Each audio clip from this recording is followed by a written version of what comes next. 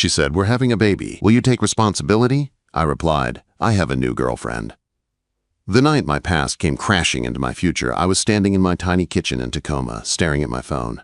One message was from Emily, the woman I used to live with and almost built a life with. The other was from Hannah, the woman who was slowly making me believe I could start over. I did not know it yet, but by the time that week was over, one of them would be pregnant with my child, and I would be the guy trying to say, "I have a new girlfriend," like that could erase what I had done. My name is Noah Carter. I am 26, and I work as a maintenance tech for a mid-sized apartment complex on the edge of Tacoma, Washington.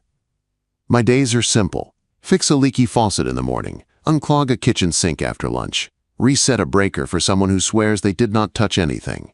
I walk around with a metal toolbox bumping against my leg, boots squeaking on wet concrete, the smell of rain-soaked pine always somewhere in the air. I live in one of the older, one-bedroom units on the property. The carpet is worn. The couch is sagging in the middle. My kitchen has yellowed cabinets and a microwave that sounds like it might explode every time I hit start. My window faces the parking lot, and on windy days I can hear the evergreens scraping against the light poles. It is not much, but it is mine. For a while, that was enough. Then there is Emily Brooks. She is 29, 3 years older than me, and for almost a year she was my whole world. We met at a farmer's market in downtown Tacoma 2 years ago. She was arguing with a vendor about which berries made the best pie. I was just wandering around after a shift, trying to kill time so I did not have to go home to my empty place.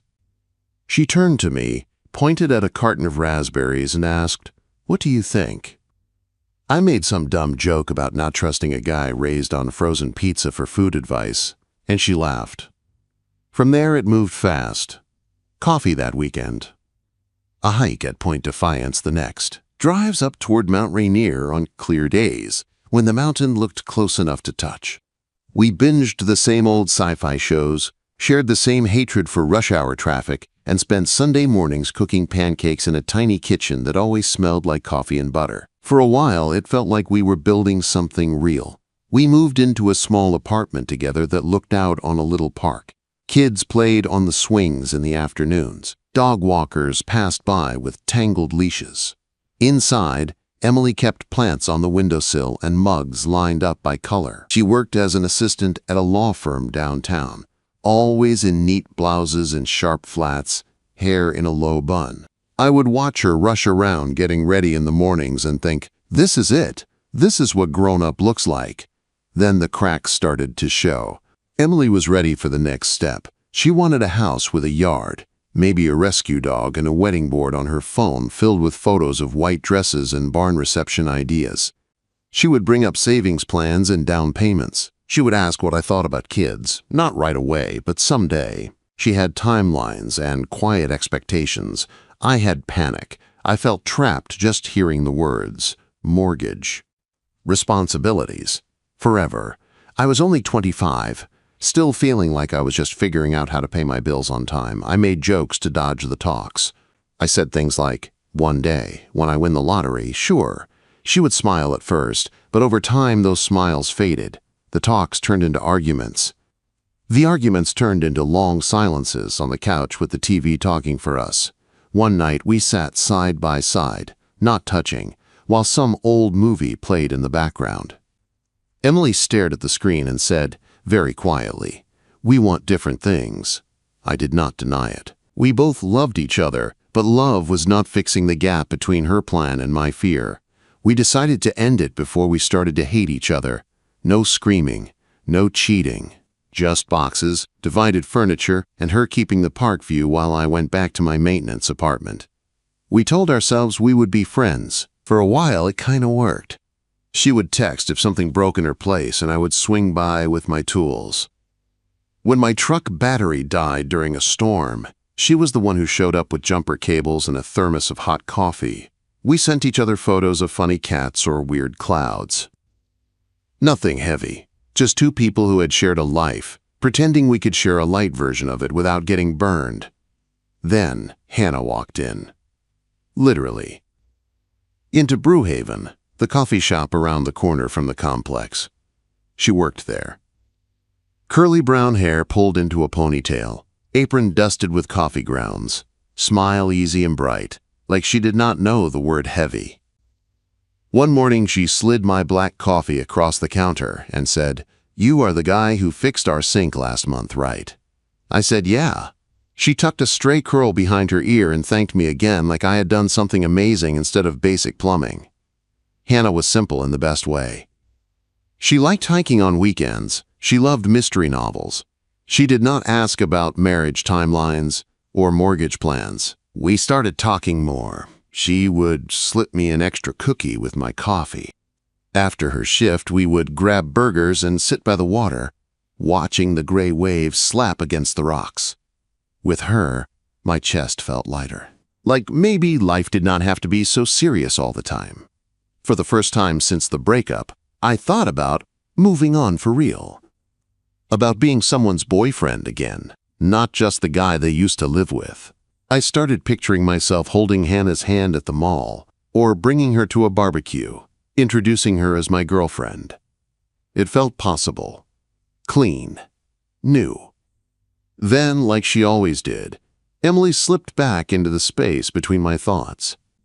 One rainy evening, as I lay on my couch scrolling job listings on my phone, her name lit up the screen. Peanut just knocked over that ugly lamp you hated.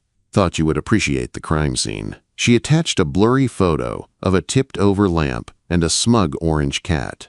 I laughed, typed back, told him I always knew he was on my side, and hit send before I could stop myself. I lay there after, phone warm in my hand, thinking about how I was standing in two worlds at once. One with a woman who wanted a future I was not ready for, and one with a woman who might give me a second chance at something simple. I had no idea yet how fast those two worlds were about to collide, or how one stormy night would turn a quiet, friendly text from Emily into the most terrifying sentence I had ever heard. "We are having a baby. Will you take responsibility?" The night everything changed started like any other bad weather evening in Tacoma. The sky was dark by late afternoon, and the rain was coming down in heavy sheets, rattling against my windows. I had just kicked off my boots, dropped my toolbox by the door, and poured instant ramen into a bowl for dinner. The TV was on low, some crime show I was not really watching, when my phone buzzed. First it was Hannah. "Hey, want to catch that new thriller at the mall theater tonight 8 p.m.? I stared at the message, feeling that little lift in my chest. A movie with her sounded easy and fun. No expectations, no history. I started to type a yes. Before I could hit send, another text came in, this time from Emily. "Power is out. I think the breaker's tripped. It is dark, and I am freaking out. Can you please come?" I stared at her message. My thumb hovered over the keyboard. Outside, thunder rolled across the sky, followed by a bright crack of lightning. I knew she hated storms. When we lived together, she would turn on every lamp in the apartment during a bad one and pretend she was fine, but I could feel her hand shaking when she held my arm. I could have told her to call an electrician. I could have said I was busy. I could have chosen Hannah and the movie and the new start I kept promising myself. Instead, I sighed, typed a quick reply to Hannah, and hit send. "Storm is bad. Roads look rough. Can we take a rain check on tonight?" She replied with a quick no problem and a smiley face. That made it worse somehow. She was being kind and I was already letting her down. Then I texted Emily. On my way. The drive across town was a blur of wipers on full speed and water splashing up from the tires. Streetlights glowed in halos through the rain. By the time I pulled up in front of Emily's building, my jaw was clenched and my stomach was tight. She opened the door almost as soon as I knocked. Her face was pale in the light of her phone flashlight. Her hair was pulled into a messy bun, and she was wearing an old gray hoodie that used to be mine. Seeing it on her hit me harder than I expected. "Thank God," she said, her voice a mix of relief and nerves. "Come in. I did not want to start flipping switches and set the whole place on fire." I stepped inside. The apartment was dim. A few scented candles flickered on the coffee table, throwing soft light on the walls. It smelled like vanilla and rain. I tried not to think about all the nights I had come home to this same smell. "The breaker box is in the utility closet, right?" I asked. She nodded, folding her arms over her chest like she was cold, even though the room was warm. I grabbed my headlamp from the toolbox and went to work. The main switch had tripped from the surge. A couple of smaller ones were flipped, too. It was a simple fix. I reset them one by one and the lights flickered back on with a low hum. "There," I said, turning off my headlamp. "Should be fine now. If it trips again, call the landlord, not just me." Emily let out a long breath and sagged against the wall for a second, then straightened. "You are a lifesaver," she said with a small smile. "Can you stay for a bit?" I made tea before it went out. It feels weird being here alone with the storm. Everything in me wanted to say no, to get out, to go home, to text Hannah again and fix what I had already cracked. But Emily's eyes were tired and a little red, like she had been fighting tears before I got there. "Sure," I said. "1 cup." We sat on the couch with steaming mugs between our hands. The rain drummed against the windows, steady and constant. For a while we kept it light. Work. Annoying clients at her firm. Some weird repair call I had that morning. Then she took a slow breath and shifted, turning to face me. "Are you happy, Noah?" she asked. "Like really happy?" The question knocked me back. I stared at the tea for a second, watching the steam rise. "I don't know," I said honestly. "Some days I feel okay. Other days it is just work and sleep. Repeat. What about you?" She gave a small, sad smile. "I thought I would be," she said. "I thought letting you go would mean I could find someone on the same page. Someone ready to settle down right away. But it just feels empty. I miss having someone who knows how I like my coffee, or how I hate folding fitted sheets. I miss you." The words hung between us, heavy, warm, dangerous. Outside, thunder rolled again. The lights flickered once and steadied. I was aware of how close we were sitting, her knee almost touching mine, the smell of rain in her hair, the old hoodie I once wore, hanging loose around her shoulders. "You could have called someone else about the power," I said quietly. "I know," she replied, looking straight at me. "But I wanted to call you." That was the moment I should have stood up. I should have set my mug down, said I was glad she was safe, and walked out. Instead, I reached up and brushed a damp strand of hair away from her face. It was a small, simple touch, but her eyes closed for a second, like she had been waiting for it. When she opened them again, there was a softness there I knew too well. "Noah," she whispered. She leaned toward me, and I did not move away. Her lips brushed mine, light at first, testing. I could have pulled back. I did not. My hand slid to the back of her neck. The kiss deepened. All the old feelings, the history, the comfort rushed in like the rain pounding outside. We moved together without talking. The tea went cold on the table. Time stretched. It was not like before. There was a sadness in it, a sense that we were reaching for something we had already lost and did not know how to stop. Afterward, we lay on the couch, the room dim, the storm finally starting to ease. Emily's head rested on my chest. My arm lay around her shoulders on reflex. I stared at the ceiling and felt a knot of guilt form in my stomach. "We should not have done that," she said softly, but she did not move away. "I know," I said. "It was a bad idea." But neither of us stood up. We drifted off like that, half tangled, half apart, clinging to something that felt familiar even if it was wrong. When I woke up, gray morning light was leaking in around the curtains. My neck ached. Emily was still asleep, turned on her side, blanket pulled up around her shoulders. I eased away, grabbed my jacket and tools, and slipped out as quietly as I could. The air outside was cold and wet.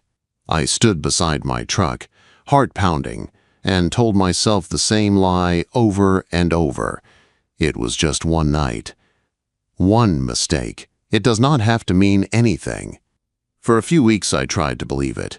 I avoided Emily. I texted Hannah more. I went back to fixing leaks and replacing light bulbs like nothing had changed. Then one evening, about 2 months later, my phone buzzed while I was tightening a cabinet door in one of the units. I wiped my hands on my jeans and checked the screen. It was Emily.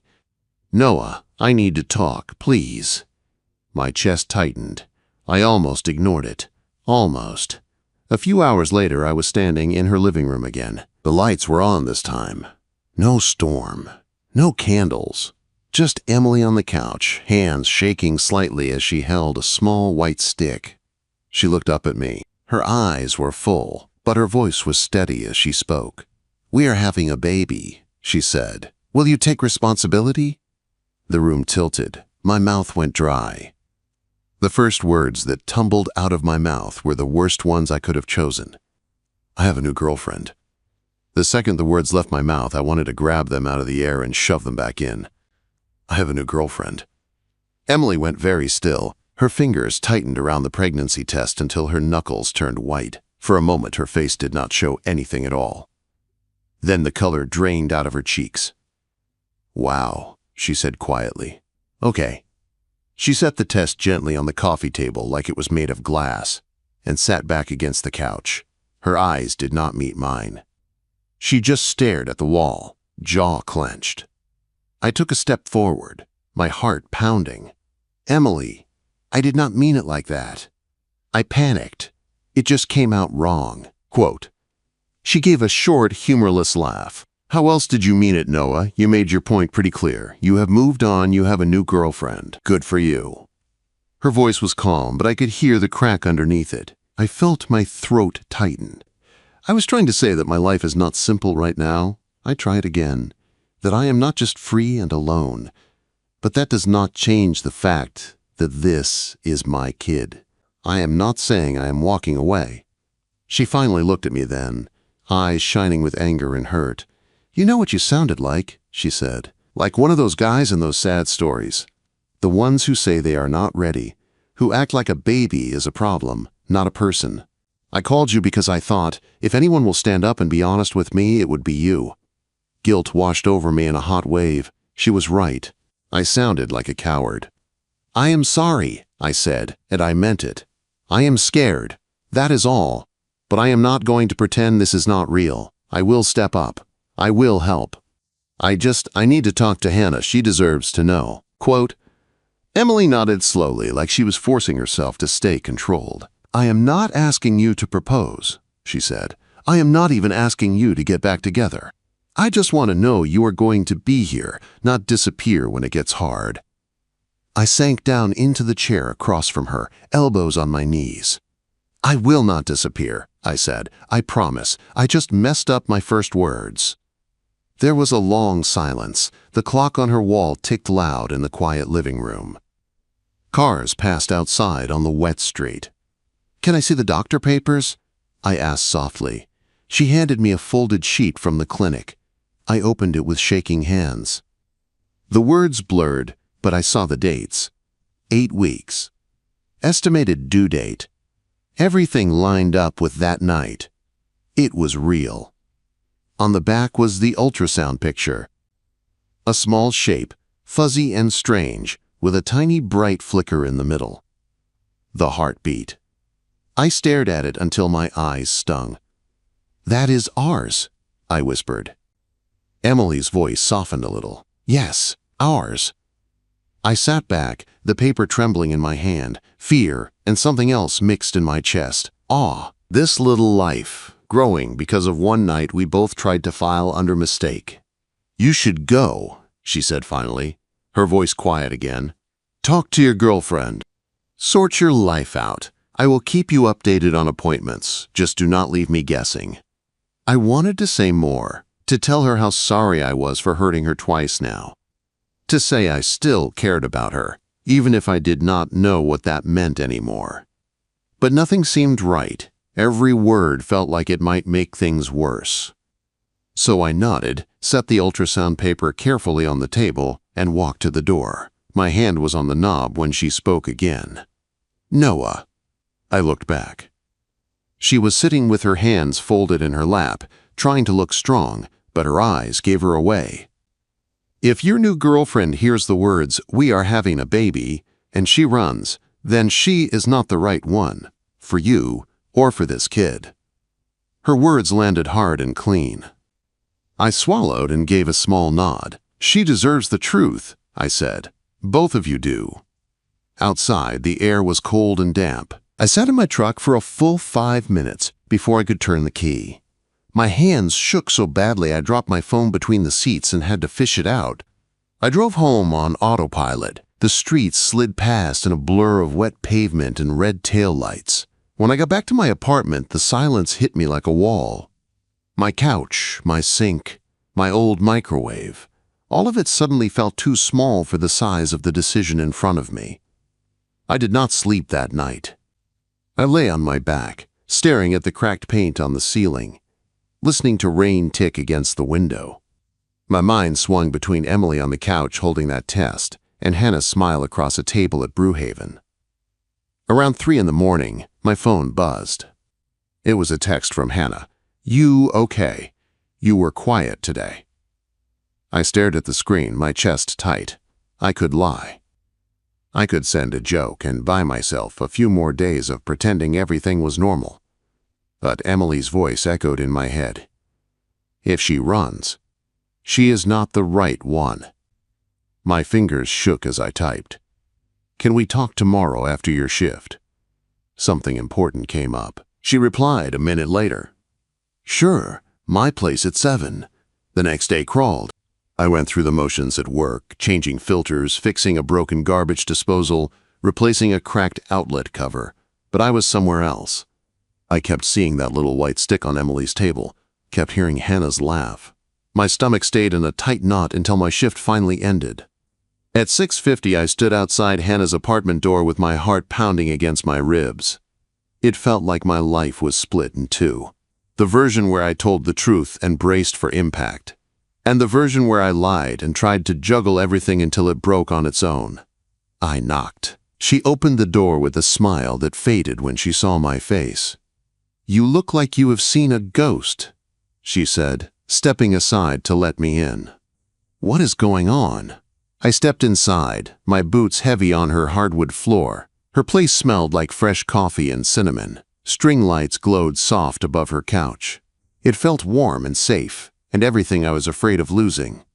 We sat down at her small table without touching. She folded her hands, waiting. I could feel her eyes on me. "Hannah," I started, my voice rough, "I am going to tell you something. It is going to sound bad. It is bad, but I am not going to lie to you." She did not say anything. She just gave a small nod like, "Go on. It is about my ex, Emily." Her shoulders tensed. I forced myself to meet her eyes. The night of that big storm when I said I was staying in, I went to her place. Her power was out. I fixed it. We talked. Things got emotional. And I made a mistake with her. Just once. But now she is pregnant. 8 weeks. The words fell between us like bricks. Hannah blinked once, twice. For a moment, she just stared at me like she did not understand the language I was speaking. Then, it sank in. Her face crumpled. "You slept with her while we were seeing each other?" she asked quietly. "Yes," I said, "before we were official, but after we started seeing each other." "I am not going to excuse it. I am just telling you the truth. The baby is mine." Her eyes filled with tears. She tried to blink away. She let out a shaky breath and looked down at the table. "So when she said, 'We are having a baby,' you said you have a new girlfriend," she said slowly. "Was that supposed to make it better or worse?" I had no answer. My chest ached. "I panicked," I admitted, "but I am taking responsibility. For the baby. I have to." She nodded, lips pressed tight. For a long moment, the only sound was the faint hum of her fridge. Then she looked up, and the question in her eyes scared me more than anything. "Where does that leave me, Noah? What am I to you now?"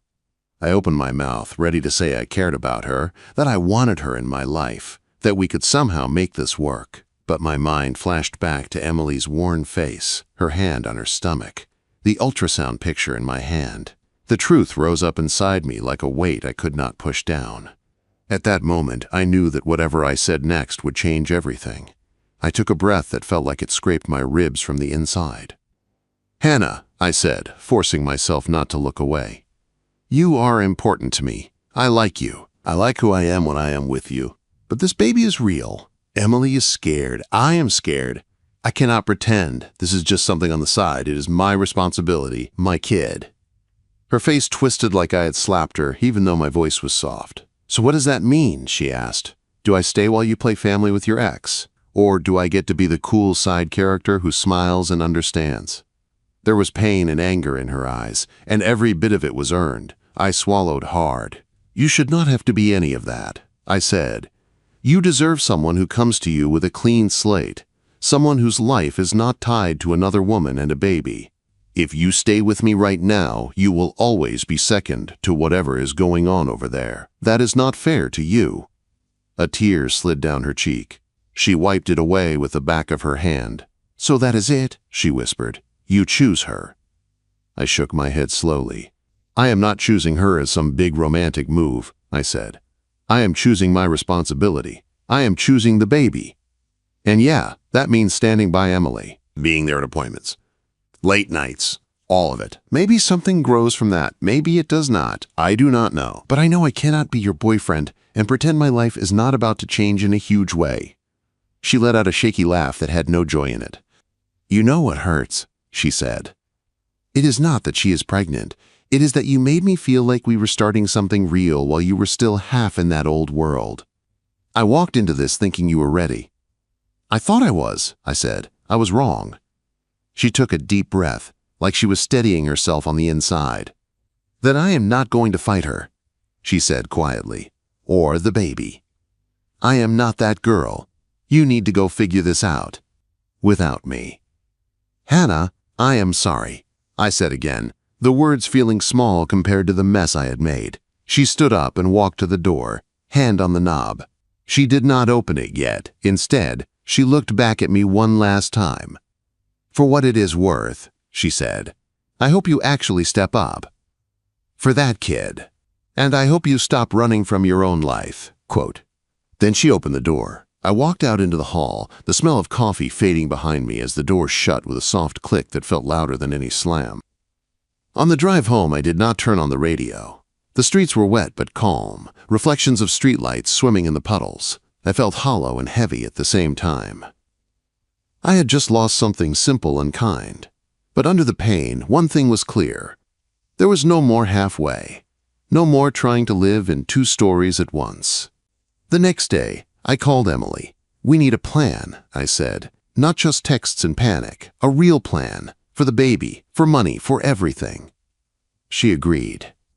We met at a small diner, not far from the complex, the kind with sticky menus and a bell that rang every time someone came in. She wore a loose sweater and jeans. Her hair was down. She looked tired but more grounded than the last time I saw her. We spread out papers on the table. Doctor schedule, costs, my pay stubs. I had brought a legal pad with rough numbers. I had never been that guy before, the one who made budgets and wrote down goals. I was learning on the fly. "I picked up extra shifts," I told her. "I can cut back on eating out. I can sell my old guitar. We can split costs where we can. I will send money each month. I will be there for checkups. Whatever you need." She watched me for a long moment, eyes searching my face like she was trying to see if this was real. "What about your girlfriend?" she asked quietly. I met her eyes. "She is not my girlfriend anymore," I said. I told her the truth. She deserves better than this chaos. "Right now, my life is you, this baby, and work. That is it." Something shifted in her expression. Not joy, not yet, but a kind of respect. "Okay," she said softly. "Then we do this, together, as parents, one step at a time." We shook hands across the table. It was such a simple gesture, but my chest tightened. This was more binding than any promise ring. This was our line in the sand. The months that followed were not some magical movie montage. They were messy and long and full of small, grinding choices. I went to every appointment I could. I sat in plastic chairs under bad fluorescent lights while nurses took Emily's blood pressure. I watched the screen during ultrasounds as our baby grew from a fuzzy blob to something with tiny arms and legs. Every time I heard that rapid heartbeat, something inside me anchored a little deeper. At home, I changed. I started packing lunches instead of grabbing fast food. I skipped nights out with the guys to save the extra cash. I moved out of my work unit and into a cheap two-bedroom a few blocks from Emily's place, so I could be close when the baby came, but still give us both space. I turned the second bedroom into a nursery before she even saw it. Second-hand crib. A rocking chair I sanded and stained myself. Soft lamp in the corner. When I showed it to her one afternoon, she stood in the doorway with her hand on her growing stomach and tears in her eyes. "You did all this," she whispered. "Yeah," I said, suddenly shy. "Figured it would be good to have a place ready for her. Or him, in case you need a break. Or sleep. Or just quiet." Quote. She walked in slowly, running her fingers along the crib rail. "Her," she said finally with a small smile. "Doctor says it is a girl." A girl. The word wrapped around my heart. We were not a couple again. We argued sometimes. About names. About money. About my long hours or her fear of doing everything wrong. But we always came back to the same place. That little life growing inside her. One night, about a month before the due date, we sat on her couch with takeout containers on the table and baby name lists on our phones. Her feet were up on a pillow. I was rubbing slow circles on her ankle without thinking. "What are you most scared of?" she asked, staring at the ceiling. "Turning into my dad," I said before I could filter it. "Walking away when things get hard. Making promises I cannot keep." She turned her head to look at me. "You are not him," she said quietly. "You are here. That matters." "What about you?" I asked. "What are you scared of?"